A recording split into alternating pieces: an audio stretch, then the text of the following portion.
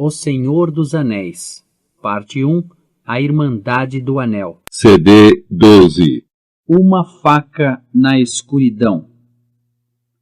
Enquanto eles se preparavam para dormir na estalagem de Bree, a escuridão cobria a Buclândia e havia neblina nos vales e ao longo da margem do rio. A casa da Cova dos Grilos estava mergulhada em silêncio. Bolger Gorducho abriu cautelosamente a porta e espreitou para o exterior. Crescera nele, durante todo o dia, uma sensação de medo que não o deixava descansar nem deitar-se. Pairava uma ameaça sobre o irrespirável céu noturno.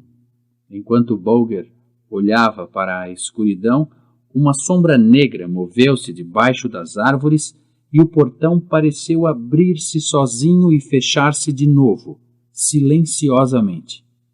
O terror apoderou-se de Bolger, que recuou e, por momentos, ficou parado no vestíbulo, a tremer. Depois fechou a porta à chave. A noite adensou-se.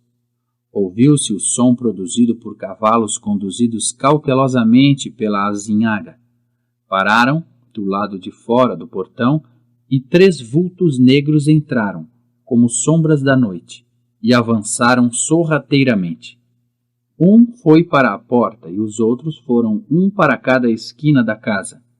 Ali ficaram, imóveis como sombras de pedras, enquanto a noite passava, lenta. A casa e as árvores imóveis pareciam esperar, ofegantes. As folhas das árvores estremeceram um nadinha, e um galo cantou, muito longe. Decorria a hora fria que antecede a alvorada. A figura junto da porta mexeu-se. Na escuridão sem estrelas, nem luar cintilou uma lâmina desembainhada, como se tivesse sido descoberta uma luz gelada. Soou uma pancada, suave mas pesada, e a porta estremeceu. «Abram em nome de Mordor!» ordenou uma voz fina e ameaçadora. Uma segunda pancada e a porta cedeu e caiu para o interior, com o madeiramento estilhaçado e a fechadura arrombada. Os vultos negros entraram, velozes. Nesse momento, entre as árvores próximas, soou uma corneta cujo som rasgou a noite como fogo no cume de um monte. Acordem! Medo! Fogo! Inimigos! Acordem! Bolger Gorducho não estivera inativo. Assim que vira os vultos negros virem sorrateiramente do jardim, compreendera que só lhe restava fugir ou perecer. E fugira mesmo, pela porta das traseiras, através do jardim e depois pelos campos. Quando chegara à casa mais próxima, a mais de 1,5 km de distância, deixara-se cair no patamar. Não, não, não, gritara. Não, eu não o tenho. Só passado algum tempo foi possível compreender de que falava. Por fim, as pessoas ficaram com a impressão de que estavam inimigos na Buclândia, de que houvera qualquer estranha invasão vinda da Floresta Velha, e não perderam mais tempo. Medo!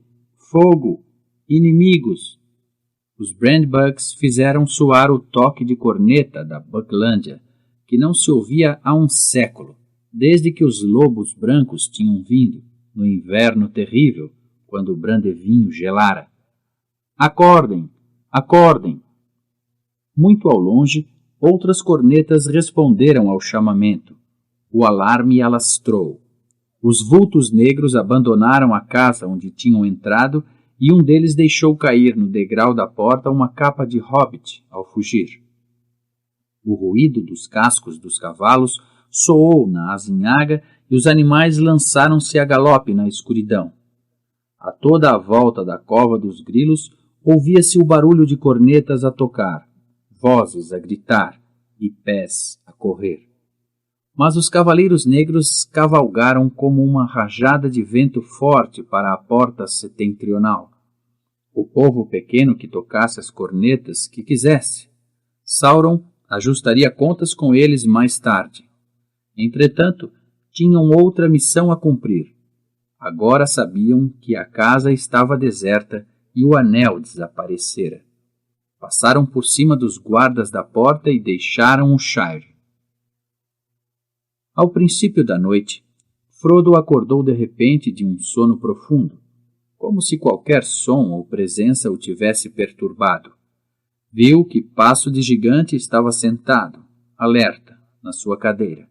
Os olhos brilharam-lhe a claridade do lume, que fora alimentado e ardia bem, mas não fez qualquer sinal ou movimento.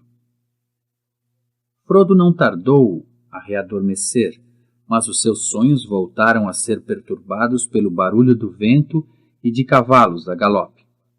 O vento parecia enroscar-se à volta da casa e sacudi-la. Ouviu também, muito ao longe, uma corneta tocar desesperadamente. Abriu os olhos e ouviu um galo cantar vigorosamente no pátio da estalagem. Passo de Gigante afastara os cortinados e abrira as portadas de madeira da janela, ruidosamente. Aberta a janela, entrou no aposento a primeira luz cinzenta do dia, de mistura com uma aragem fria.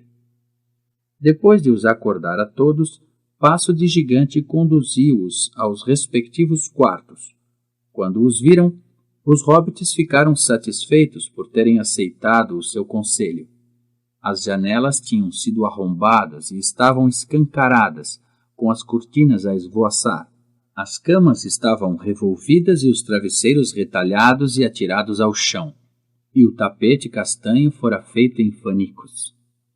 Passo de Gigante foi imediatamente buscar o estalajadeiro. O pobre senhor Carrapiço tinha um ar ensonado e assustado. Quase não pregara olho toda a noite, foi o que disse, mas não ouvira barulho nenhum. Nunca tinha acontecido uma coisa destas na minha vida, lamentou-se de mãos levantadas num gesto de horror. Hóspedes impossibilitados de dormirem nas suas camas, bons travesseiros estragados e tudo mais, aonde vamos nós parar? Maus tempos, comentou o Passo de Gigante, mas por agora talvez o deixem em paz quando se livrar de nós. Partiremos imediatamente. Não se preocupe com o pequeno almoço. Teremos de nos contentar com qualquer coisa para comer e beber em pé. A bagagem estará pronta dentro de poucos minutos. O Sr. Carrapiço saiu apressado para mandar preparar os pôneis e arranjar qualquer coisa de comer, mas não tardou a voltar num grande desânimo. Os pôneis tinham desaparecido. As portas da cavalariça tinham sido abertas de noite e os animais tinham-se sumido. Não só os pôneis de Merry, mas também todos os outros cavalos e animais que lá se encontravam. Frodo sentiu-se esmagado com a notícia. Como poderiam ter esperança de chegar a Rivendell a pé, perseguidos por inimigos montados? Era o mesmo que partirem para a lua. Passo de Gigante ficou sentado em silêncio a olhar para os hobbits, como se estivesse a avaliar-lhe a força e a coragem. Os pôneis não nos ajudariam a escapar de cavaleiros, disse, por fim, gravemente, como se tivesse adivinhado os pensamentos de Frodo. Não iremos muito mais devagar a pé, pelo menos pelas estradas que tenciono utilizar. De qualquer modo, eu iria a pé. O que me preocupa são os alimentos e as restantes provisões. Não podemos ter esperança de encontrar alguma coisa de comer daqui a Rivendell, a não ser o que levarmos conosco, e devemos levar mais do que o necessário, prevendo a possibilidade de sermos atrasados ou obrigados a afastar-nos muito do caminho direto. Quantos estão dispostos a carregar as costas? Tanto quanto tiver de ser, respondeu Pippin, de coração desalentado, mas a tentar mostrar que era mais rijo do que parecia, ou se sentia. Eu posso carregar o suficiente para 2, disse Sam, em tom de desafio. Não se pode fazer nada, Sr. Carrapiço? Perguntou Frodo ao estalajadeiro. Não será possível arranjar 2 pôneis na aldeia, ou até mesmo só um para a bagagem? Não creio que nos alugassem, mas talvez possamos comprá-los. Acrescentou duvidoso, pois receava não dispor de dinheiro suficiente. Duvido, respondeu o Carrapiço tristemente. Os 2 ou 3 pôneis existentes em Bree capazes de serem montados estavam na minha cavalariça e desapareceram. Quanto a outros animais, cavalos ou pôneis de carga, ou lá o que é, há muito poucos em Bree e não são para venda. Mas farei o que puder. Vou acordar o Bob e mandá-lo ver o que consegue, o mais depressa possível. Sim, aqueceu o Passo de Gigante com relutância. Acho melhor fazer isso. Temos de tentar arranjar pelo menos um pônei. Mas lá se vai, assim toda a esperança de partirmos cedo e sorrateiramente. Será como se tocássemos uma corneta para anunciar a nossa partida. Isso fazia, com certeza, parte do plano deles. Há em tudo isto uma migalhinha de conforto, declarou Mary. Espero até que mais de uma migalhinha. Poderemos tomar o pequeno almoço enquanto esperamos. E sentados, vamos buscar o cachola. No fim, o atraso foi de mais de 3 horas. Bob voltou e informou não haver na vizinhança nenhum pônei para vender, quer por amor, quer por dinheiro, a não ser um. Bill Fetoso talvez se dispusesse a vender o seu. É um pobre animal velho e meio esfomeado, explicou Bob.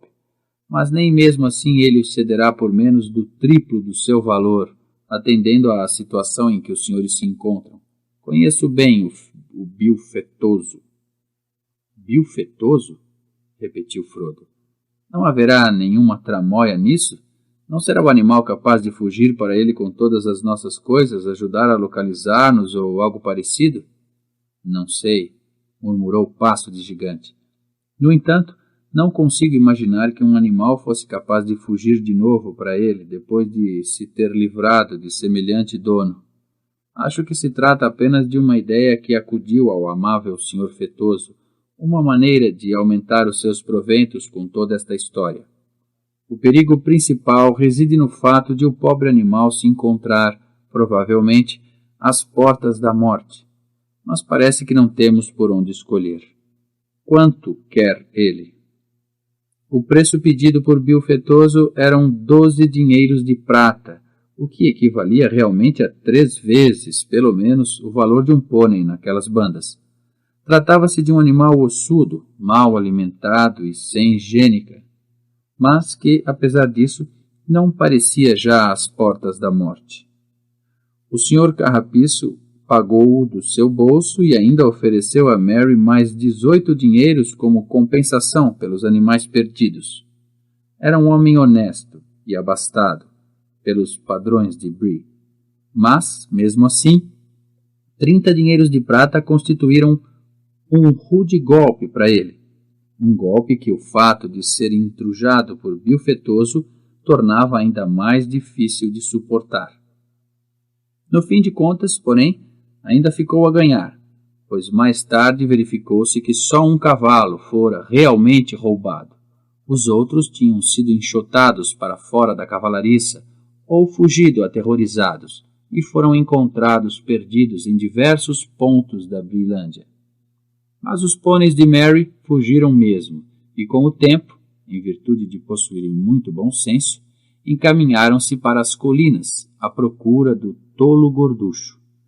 Por isso ficaram uns tempos ao cuidado de Tom Bombadil, o que lhes fez muito bem. Quando a notícia dos acontecimentos de Bree chegou aos ouvidos de Tom, ele mandou-os ao Sr. Carrapiço, que ficou assim com 5 bons animais por muito bom preço. Em Bree tinham de trabalhar mais, mas como Bob os tratava bem vistas as coisas, tiveram sorte. Livraram-se de uma viagem sinistra e perigosa, mas também nunca chegaram a Rivendell. No entanto, de momento, tudo indicava que o dinheiro do Sr. Carrapiço estava definitivamente perdido, e ele tinha ainda outras preocupações. Houve um grande alarido assim que os restantes hóspedes se levantaram e tiveram conhecimento do ataque à estalagem. Os viajantes do sul tinham perdido diversos cavalos e culparam o estalajadeiro em alta grita, até se descobrir que um do seu grupo também desaparecera de noite, nada menos que o amigo vesgo de Bill Fetoso. As suspeitas recaíram imediatamente sobre ele. Se vocês se juntam a um ladrão de cavalos e o trazem para a minha casa, declarou o Carrapicho furioso, é mister que paguem pessoalmente todos os prejuízos, em vez de me gritarem aos ouvidos. Vão perguntar ao fetoso onde está o vosso lindo amigo. Mas, aparentemente, o indivíduo não era amigo de ninguém, e ninguém se lembrava onde se juntar a ele ao grupo. Depois de tomarem o pequeno almoço, os hobbits tiveram de arrumar de novo a bagagem e de arranjar mais provisões para a viagem mais longa que os esperava agora. Eram quase 10 horas quando partiram, finalmente. Nessa altura, já toda a gente de Bree se mostrava numa grande agitação. O truque do desaparecimento de Frodo, a vinda dos Cavaleiros Negros, o assalto à cavalariça e, principalmente, a notícia de que Passo de Gigante, o caminhante, se juntara aos misteriosos hobbits, constituíam uma história que os entreteria durante muitos anos rotineiros e monótonos. A maioria dos habitantes de Bree e Stadel, e até muitos de Combe e Archet, estavam reunidos na estrada para ver partir os viajantes. Os outros hóspedes da estalagem encontravam-se às portas ou debruçados das janelas, com a mesma intenção. Passo de Gigante mudara de ideias e decidira partir de Bree pela estrada principal. Qualquer tentativa de ir imediatamente a Corta-Mato só complicaria as coisas. Metade dos habitantes segui-los-ia, para ver o que tramavam e para os impedir de entrar em propriedades privadas. Despediram-se do Cachola e de Bob, assim como do Sr. Carrapicho, com muitos agradecimentos. Espero que nós voltemos a encontrar qualquer dia, quando as coisas estiverem outra vez alegres, disse Frodo. Nada me agradaria mais do que passar uns tempos em sua casa, em paz. Partiram, inquietos e desanimados, sob os olhares da multidão. Nem todos os rostos, nem todas as palavras que lhe gritaram exprimiam amizade. Mas parecia que uma grande parte dos Brinces temia Passo de Gigante, pois aqueles que fitava calavam a boca e afastavam-se.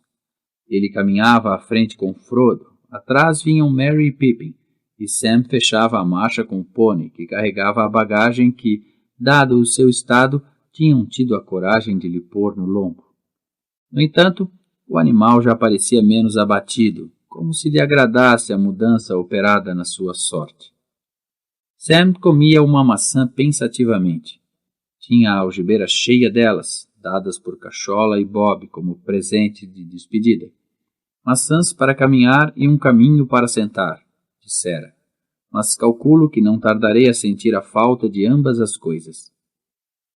Os hobbits não ligavam importância nenhuma às cabeças curiosas que espreitavam das portas ou por cima de muros e sebes, quando eles passavam.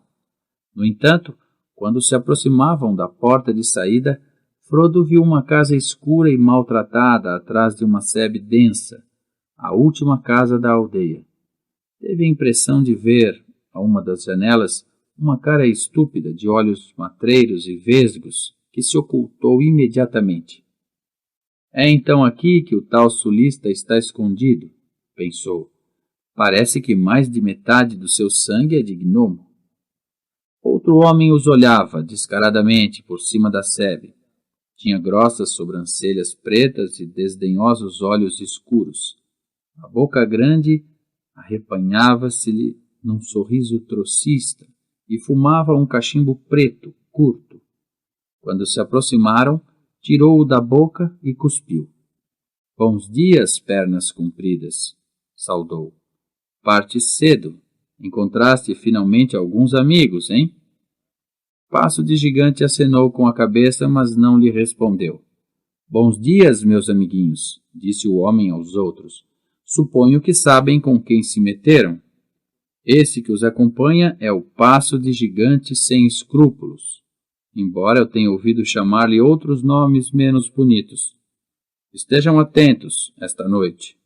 E tu, Sammy, Não trates mal meu pobre e velho pônei, cuspiu outra vez. Sam virou-se bruscamente e replicou. E tu, fetoso, esconde essa cara feia antes que t'aleijem. E rápida como um raio, uma maçã voou-lhe da mão e acertou em cheio no nariz de Bill, que se encolheu tarde demais e praguejou acoberto da sebe.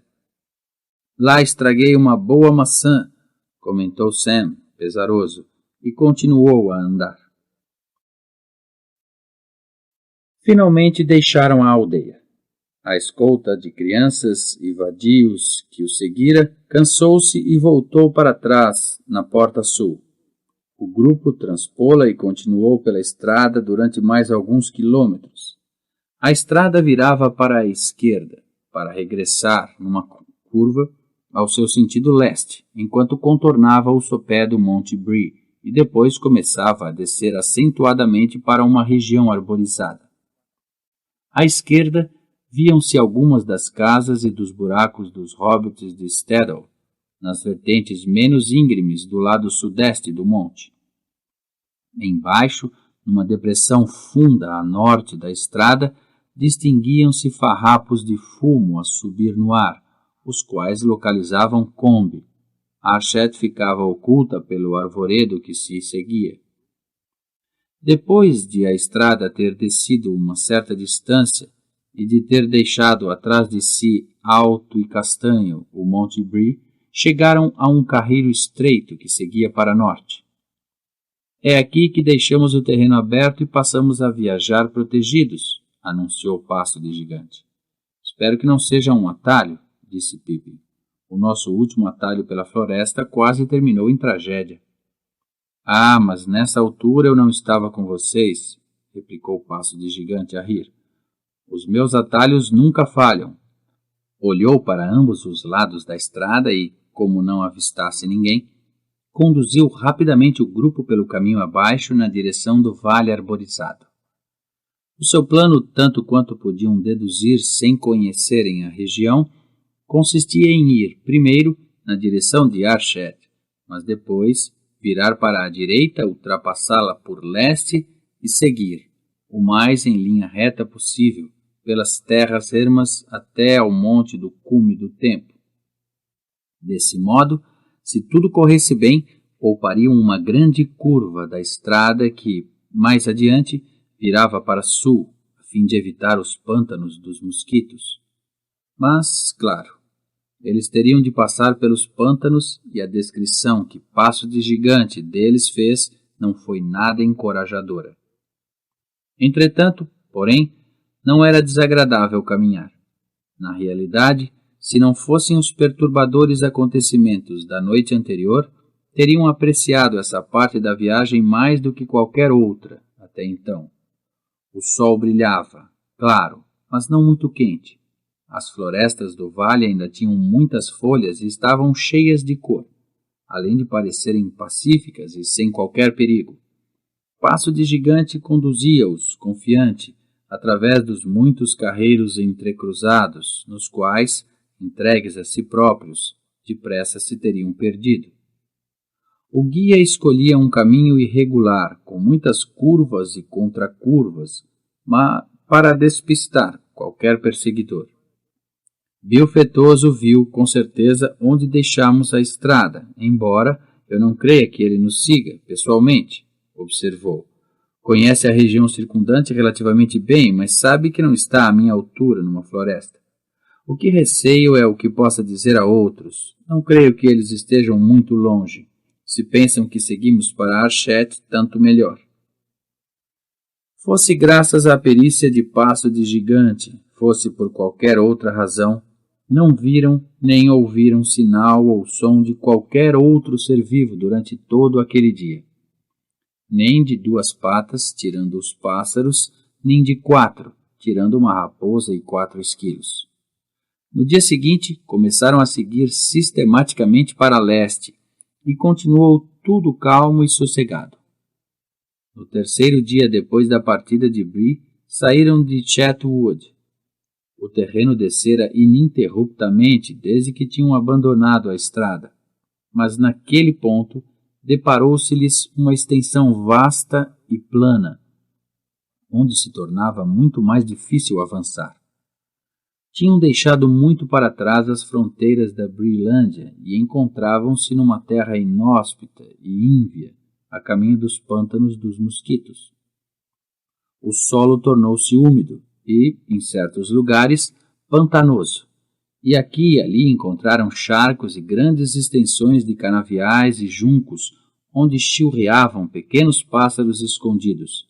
Tinham de escolher o caminho com cuidado, tanto para conservarem os pés secos como para não se desviarem da direção certa.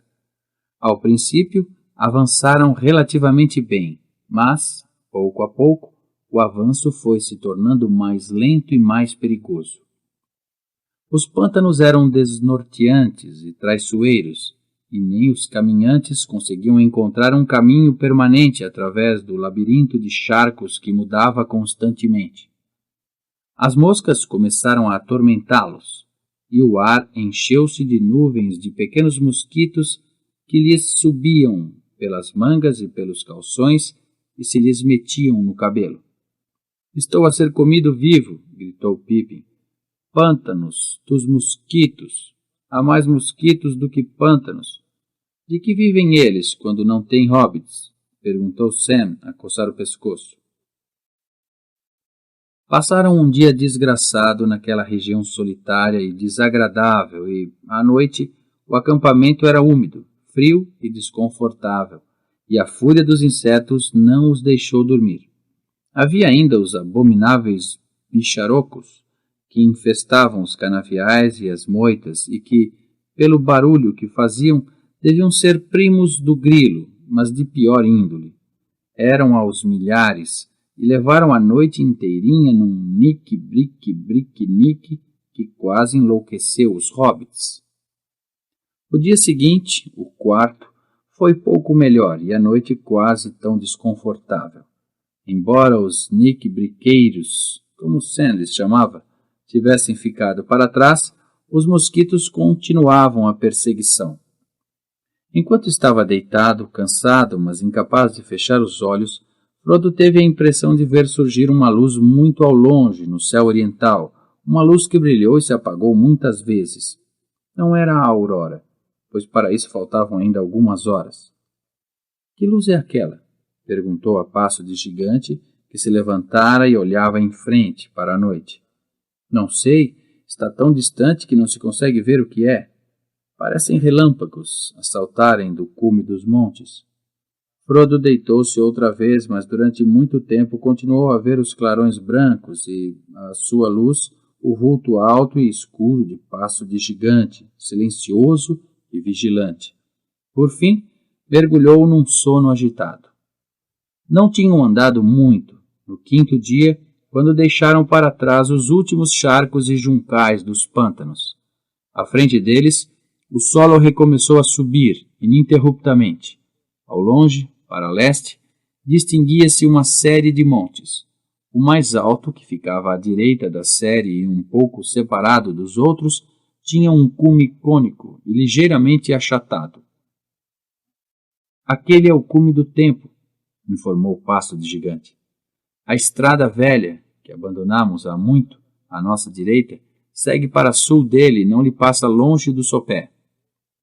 Talvez lá cheguemos cerca do meio-dia de amanhã, se seguirmos adireto na sua direção.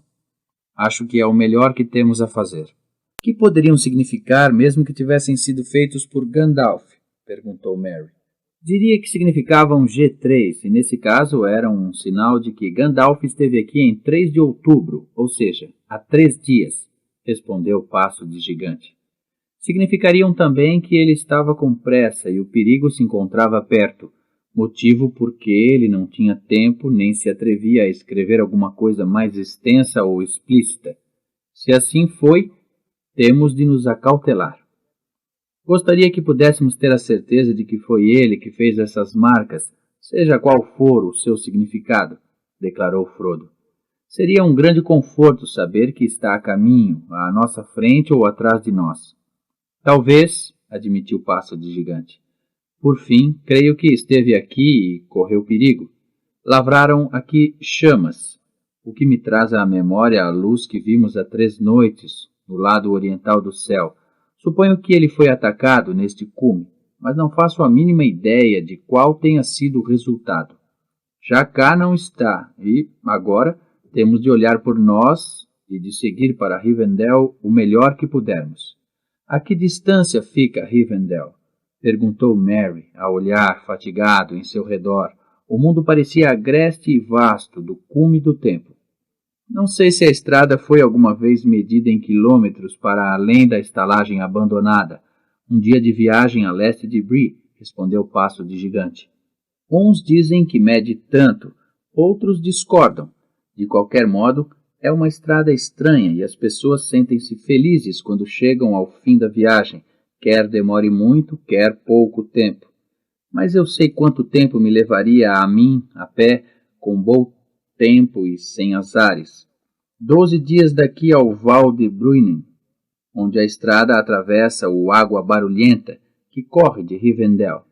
Temos pelo menos uma quinzena de viagem à nossa frente, pois não creio que possamos utilizar a estrada. Uma quinzena? Exclamou Frodo. Podem acontecer muitas coisas nesse espaço de tempo. Pois podem, concordou o Passo de Gigante. Ficaram um momento calados, no cume do monte, perto da sua orla do lado sul. Foi nesse lugar solitário que Frodo compreendeu pela primeira vez toda a extensão do seu desamparo e do perigo que corria. Desejou amargamente que a sorte o tivesse deixado continuar no tranquilo e amado Shire. Olhou para baixo, para a odiosa estrada que seguia para o oeste, para a sua terra. De súbito, apercebeu-se de que 2 pontos negros avançavam lentamente por ela, para o oeste. Olhou de novo e descobriu que 3 outros pontos avançavam para leste, ao encontro deles. Soltou um grito e agarrou o braço de Passo de Gigante. Olhe, disse, a apontar para baixo. Passo de Gigante atirou-se imediatamente ao chão, atrás do círculo de ruínas, e arrastou Frodo consigo. Merry estendeu-se ao lado deles. Quem é? Perguntou o baixinho. Não sei, mas receio o pior, respondeu-lhe Passo de Gigante. Rastejaram de novo, devagarinho, para a orla do círculo, e espreitaram por uma fenda entre 2 pedras irregulares. A luz tornara-se menos clara, pois a manhã já passara, e nuvens vindas do leste tinham alcançado o sol no início da sua descida. Todos eles conseguiam ver os pontos negros, mas nem Frodo nem Merry eram capazes de lhes distinguir a forma com alguma certeza. No entanto, algo lhes dizia que, lá muito embaixo, se estavam a reunir cavaleiros negros para além do sopé do monte. Sim, disse Passo de Gigante, cujo olhar mais penetrante não lhe deixava quaisquer dúvidas. O inimigo está aqui. Afastaram-se apressadamente e desceram pelo lado norte do monte, a fim de se juntarem aos companheiros. Sam e Peregrino não tinham estado ociosos. Haviam explorado o pequeno vale e as encostas circundantes. Não muito longe, encontraram uma fonte de água límpida, na vertente do monte, e, perto, pegadas que não deveriam ter mais de 1 ou 2 dias. No próprio vale descobriram vestígios recentes de uma fogueira e outros sinais de que ali fora feito um acampamento apressado. Havia algumas pedras caídas na margem do valezinho mais próxima do monte. Atrás delas, Sam encontrou uma pequena reserva de lenha, cuidadosamente empilhada. Pergunto a mim mesmo se o velho Gandalf terá aqui estado, disse a Pippin. Quem quer que pôs isto aqui tencionava voltar, segundo me parece. Passo de Gigante mostrou-se muito interessado nas descobertas. Tenho pena de não ter esperado e explorado pessoalmente o terreno, aqui embaixo, disse, enquanto se dirigia apressadamente para a fonte, a fim de examinar as pegadas. Quando voltou, lamentou-se.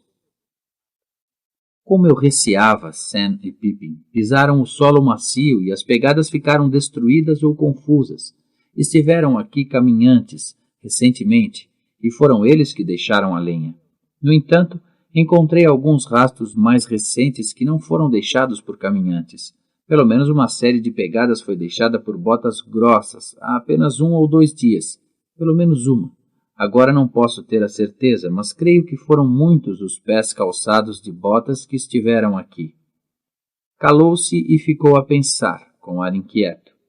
Cada um dos hobbits teve uma visão mental de cavaleiros de capa e botas. Se os cavaleiros já tinham descoberto o vale, quanto mais depressa Passo de Gigante os conduzisse para outro lado qualquer, melhor.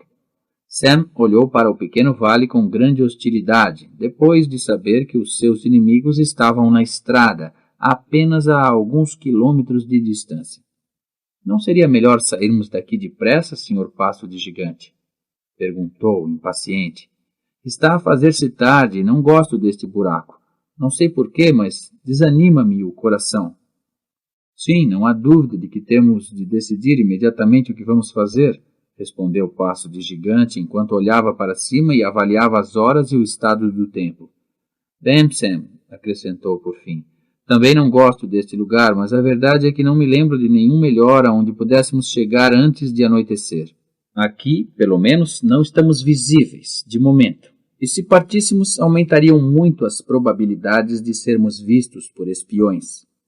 A única coisa que poderíamos fazer seria afastar-nos do nosso caminho e retroceder para norte, deste lado da série de montes, onde o terreno é muito semelhante a este aqui. A estrada está vigiada, mas teríamos de a atravessar se tentássemos abrigar-nos nos pequenos bosques, lá para sul. Do lado norte da estrada, depois dos montes, o terreno é árido e plano ao longo de quilômetros e quilômetros. Os cavaleiros veem? Perguntou Merry. Quero dizer, eles geralmente parecem utilizar mais o nariz do que os olhos, cheiram-nos, se cheirar é a palavra adequada, pelo menos à luz do dia. Mas você fez-nos estender no chão quando os viu lá embaixo, e agora falou em sermos vistos, se sairmos daqui. Fui descuidado demais lá em cima, no cume do monte, respondeu Passo de Gigante. Estava ansioso por encontrar algum sinal de Gandalf, mas foi um erro subirmos 13 e ficarmos lá tanto tempo, pois os cavalos pretos veem e os cavaleiros podem utilizar homens e outras criaturas como espiões, como verificamos em Bree. Eles próprios não veem o mundo da luz como nós, mas os nossos vultos projetam no seu cérebro sombras que só o sol do meio-dia destrói, e, na escuridão, captam muitos sinais e formas que estão ocultos de nós. Por isso, é nessa altura que são mais de temer. Tirando isso, captam em todas as ocasiões o cheiro do sangue de seres vivos que desejam e odeiam. E possuem outros sentidos, além da vista e do olfato. Nós sentimos a sua presença. Ela perturbou os nossos corações assim que chegamos aqui e antes de os vermos. Mas eles sentem a nossa com uma agudez ainda maior. Reduziu a voz a um murmúrio e acrescentou, e o anel atrai-os. Não há, então, fuga possível? Perguntou Frodo a olhar desesperadamente à sua volta. Se me mexer, serei visto e perseguido. Se permanecer aqui, atraí-los-ei para mim. Passo de Gigante pôs-lhe a mão no ombro e disse, ainda há esperança. Não está só. Tomemos como sinal esta lenha aqui arrumada e preparada para arder. Neste lugar há pouco abrigo ou defesa, mas o fogo servirá para ambas as coisas. Sauron pode utilizar o fogo para maus fins, o fogo e todas as coisas, mas os cavaleiros não gostam dele, nem daqueles que o acendem. O fogo é nosso amigo nestas terras inóspitas. Talvez, resmungou Sam, mas também é uma maneira tão boa como qualquer outra de dizer, aqui estamos. Melhor, só gritando.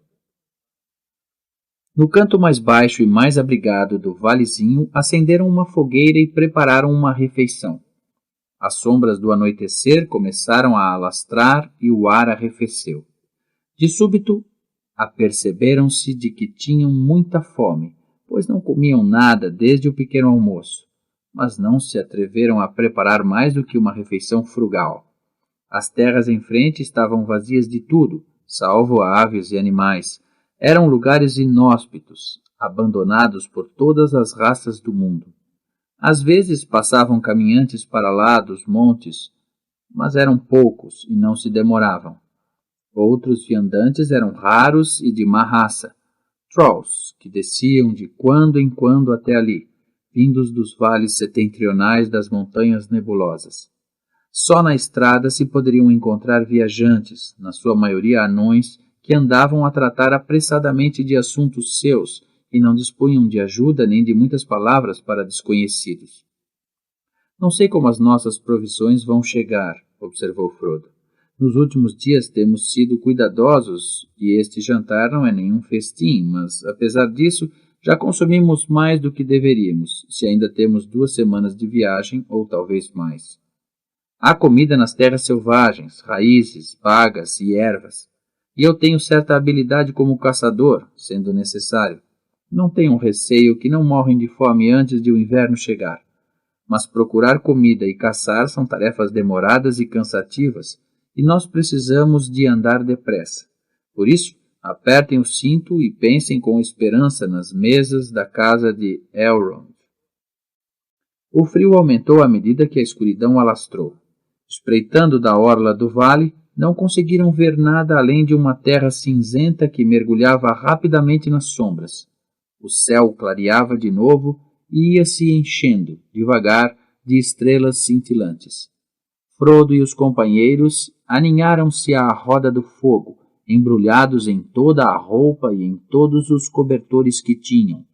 Mas Passo de Gigante contentou-se com uma simples capa e sentou-se um pouco afastado, a fumar cachimbo, pensativamente.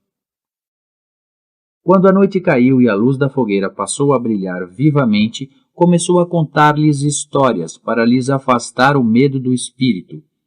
Sabia muitas histórias e lendas antigas de elfos e homens, assim como as boas e as más ações dos tempos antigos. Os hobbits perguntaram a si mesmos que idade teria e onde aprendera tudo aquilo.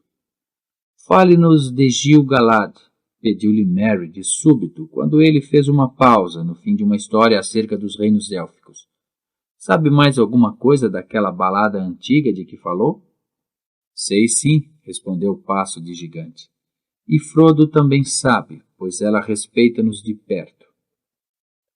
Merry e Pippin olharam para Frodo, que estava de olhos postos no lume. Só sei o pouco que Gandalf me disse, declarou Frodo devagar. Gil-galad foi o último dos grandes reis elfos da Terra-média. Gil-galad significa luz estrelar, na língua deles.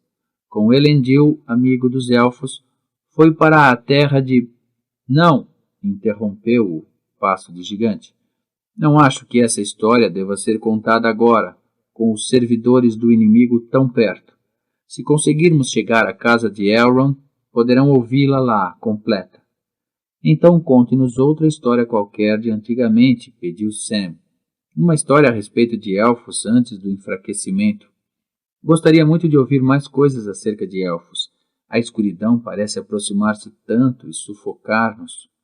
Vou lhes contar a história de Tinúviel, acedeu Passo de Gigante. Em resumo, pois é uma longa história, cujo fim se desconhece, e agora não há ninguém, a não ser Elrond, que se lembre dela com exatidão, como era contada antigamente. É uma história bonita, embora triste como todas as histórias da Terra-média, mas mesmo assim poderá dar-lhes ânimo. Ficou calado durante algum tempo e depois começou não a falar, mas sim a cantar suavemente. As folhas eram compridas a erva verde, altas e graciosas as umbelas da cicuta, e na clareira via-se um luzeiro de estrelas a brilhar na sombra. Tinúviel estava lá a dançar, ao som de invisível flauta, e o brilho das estrelas luzia-lhe no cabelo e bruxuleava-lhe nos vestidos. Lá chegou Beren das frias montanhas e, perdido, vagueou sob as ramarias, e onde o rio Elfo deslizava, caminhava ele sozinho e desgostoso.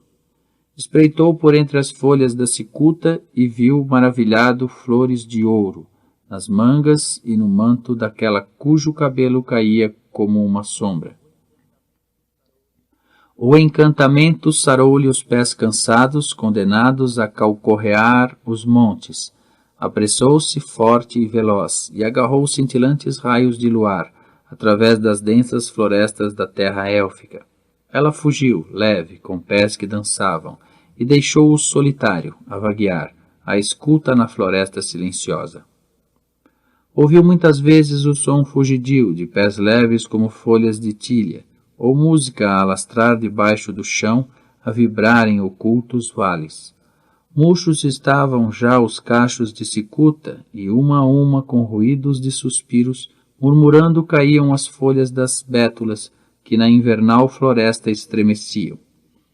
Procurou-a sempre longe e mais longe, onde anos de folhas caídas se amontoavam, alumiado pelo luar e pelas estrelas que em céus gelados tremiam de frio.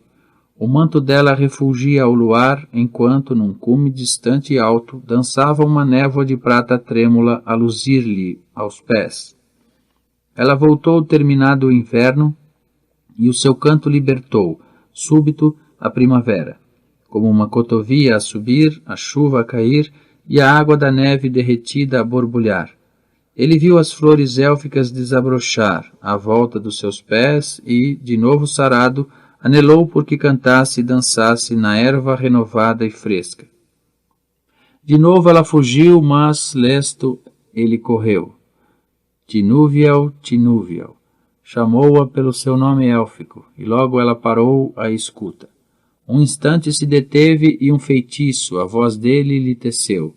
Beren acercou-se e a perdição abateu-se sobre Tinúviel, que nos braços dele caiu cintilante. Ao fitá-la nos olhos, entre as sombras do cabelo, neles viu espelhada, a luzir, a trêmula luz das estrelas do céu, Tinúviel, a bela elfa, donzela imortal, porque elfa era. Envolveu nos cabelos sombrios e nos braços como prata a brilhar. Longo caminho a sorte lhes destinou, por montanhas pedregosas, frias e cinzentas, através de mansões de ferro e obscuras portas, e florestas de erva moura sem amanhã. Os mares, intransponíveis entre eles, correram, mas mesmo assim, por fim, reencontraram-se, e há muito tempo já apareceram na floresta a cantar sem mágoa. Passo de Gigante suspirou e fez uma pausa, antes de voltar a falar.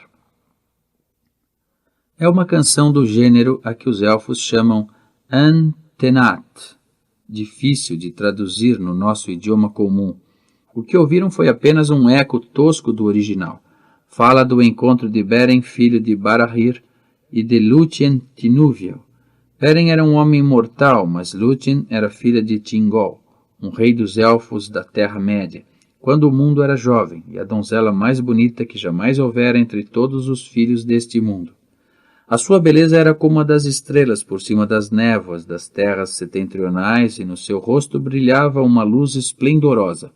Nesse tempo, o grande inimigo de quem Sauron de Mordor era apenas um servo, morava em Angband, no norte, e os elfos do ocidente, ao regressarem à Terra-média, guerrearam-no para recuperarem os Silmarils que ele roubara, e os pais dos homens ajudaram os elfos.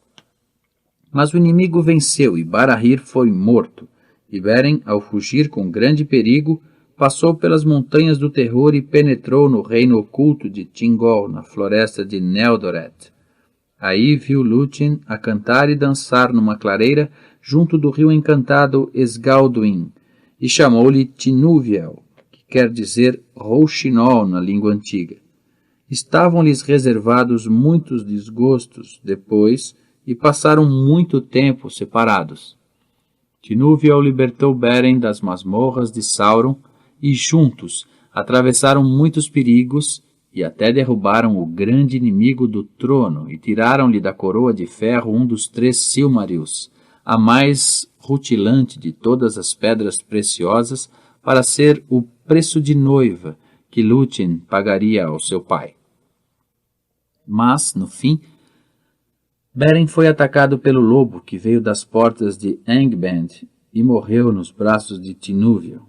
Ela escolheu a mortalidade a partir deste mundo para poder acompanhá-lo, e a canção diz que se voltaram a encontrar além dos mares intransponíveis e, após um breve período em que caminharam de novo, vivos, nas verdes florestas, juntos passaram há muito tempo para lá dos confins deste mundo. E foi assim que Lúthien Tinúviel foi a única da espécie élfica a morrer de fato e a deixar o mundo, e os elfos perderam aquela que mais amavam. Mas, a partir dela, a linhagem dos reis elfos de antigamente desceu até ao seio dos homens. Ainda vivem aqueles de quem Lúthien foi antepassada e disse que a sua linhagem nunca perecerá. Elrond de Rivendell é dessa família, pois de Beren e Lúthien nasceu o herdeiro de Dior Thingol, e dele nasceu Elwin, a Branca, que Eärendil desposou. Eärendil, que conduziu o seu navio das névoas do mundo para os mares do céu com o Silmaril na fronte. E de Eärendil nasceram os reis de Númenor, que é a ocidentalidade. Enquanto o passo de gigante falava, os outros observavam-lhe o rosto estranho e ansioso, vagamente iluminado pelo clarão vermelho da fogueira. Brilhavam-lhe os olhos e a sua luz era profunda e rica. Por cima dele, o céu estava negro e coalhado de estrelas. De súbito, apareceu uma luz pálida sobre a coroa do cume do tempo, atrás de passo de gigante. A lua subiu vagarosamente por cima do monte que os protegia e as estrelas sobre o monte empalideceram. A história terminou. Os hobbits mexeram-se e espreguiçaram-se. Olhem, exclamou Merry, a lua está a nascer. Já deve ser tarde. Os outros olharam. No mesmo instante viram no cume do monte qualquer coisa pequena e escura recortada na claridade fraca do luar. Talvez fosse apenas uma pedra grande ou um rochedo saliente revelado pela luz tênue. Sam e Merry levantaram-se e afastaram-se da fogueira. Frodo e Pippin continuaram sentados, em silêncio. Passo de Gigante observava atentamente o luar que banhava o monte. Parecia tudo sossegado e calmo, mas Frodo sentia um medo frio invadir-lhe o coração desde que Passo de Gigante deixara de falar. Encolheu-se mais perto do lume. Nesse momento, Sam voltou a correr da orla do valezinho. Não sei porquê, disse, mas de repente tive medo, não me atreveria a sair deste vale por dinheiro nenhum. Tive a impressão de que qualquer coisa subia sorrateiramente a encosta. Viste alguma coisa? Perguntou-lhe Frodo, levantando-se de um pulo. Não, senhor, não vi nada, mas também não parei para olhar. Eu vi qualquer coisa, eu pensei que vi, pelo menos, declarou Merry. Ali, ao ocidente, onde o luar bate nas planícies para lá da sombra dos cumes, pareceu-me distinguir 2 ou 3 vultos pretos. Pareciam deslocar-se para este lado. Mantenham-se junto da fogueira e com o rosto voltado para o exterior, gritou Passo de Gigante. Munam-se depressa de alguns dos paus mais compridos. Durante momentos de grande ansiedade, permaneceram sentados, silenciosos e atentos, de costas voltadas para a fogueira, todos de olhos postos nas sombras que os cercavam. Não aconteceu nada. Não se ouvia na noite nenhum som ou movimento. Frodo mexeu-se, incapaz de prolongar o silêncio. Ansiava por gritar com toda a força. Caluda, murmurou Passo de Gigante. Que é aquilo? Perguntou Pippin baixinho no mesmo instante. Na orla do valezinho, do lado afastado do monte, sentiram, mais do que viram, erguer-se uma sombra, ou mais do que uma. Esforçaram os olhos e as sombras pareceram crescer. Em breve não lhes restavam quaisquer dúvidas. 3 ou 4 vultos negros altos estavam de pé na encosta, a olhar para baixo, para eles. Eram tão negros que pareciam buracos pretos na sombra densa atrás deles. Frodo teve a sensação de ouvir um leve silvo, como que um bafo venenoso, e sentiu um frio penetrante e agudo. Depois as sombras começaram a avançar lentamente. O terror apoderou-se de Pippin e Merry, que se estenderam ao comprido, no chão. Sam encolheu-se ao lado de Frodo, que não estava menos aterrorizado do que os companheiros.